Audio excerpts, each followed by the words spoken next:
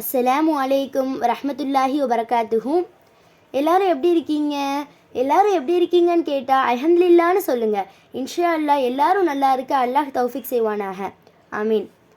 கேட்டவுடன் துவா நிறைவேற ஒரு ரகசிய வார்த்தையை அல்லாஹ் குர்ஆனிலே கற்றுத்தருகிறான். ஆனால் அந்த வார்த்தை யாருக்கும் தெரிவதில்லை.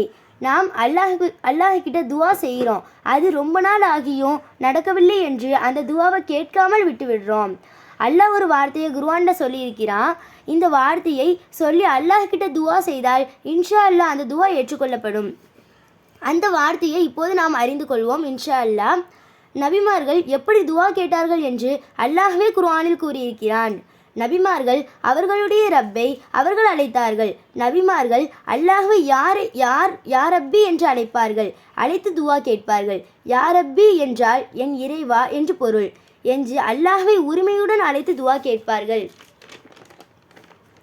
எடுத்துக்காட்டாக மூசா நபி, சக்ரியா நபி, சுலைமான் நபி, இவ்வாறு பல நபிமார்கள் அல்லாஹ்வை யா ரப்பி என கூறி அழைத்து துவா கேட்பதை குர்ஆனில் அல்லாஹ் கூறியிருப்பதை நாம் அறிகிறோம். யா ரப்பி என்று ஆரம்பிக்கக்கூடிய துவாக்கள் குர்ஆனில் 40 இருக்கிறது.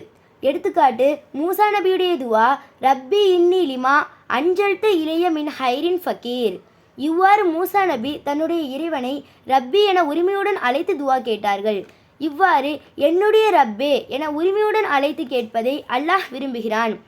இந்த முறையிலேயே ஈசா நபி, மூசா நபி, சக்ரியா நபி என பல நபிமார்கள் அல்லாஹ்வை யா ரப்பி என உரிமையுடன் அழைத்து துவா கேட்டார்கள்.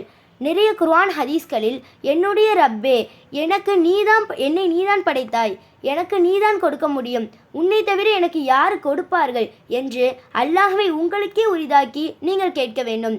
சக்ரியா நபி இவ்வாறு உரிமையுடன் யா ரப்பி என்று அழைத்து துவா கேட்டார்கள். இவ்வாறு துவா கேட்பதையே அல்லாஹ் விரும்புகிறான். எனவே நாமும் இன்ஷா அல்லாஹ் அல்லாஹ்வை உரிமையுடன் அழைத்து துவா கேட்போம்.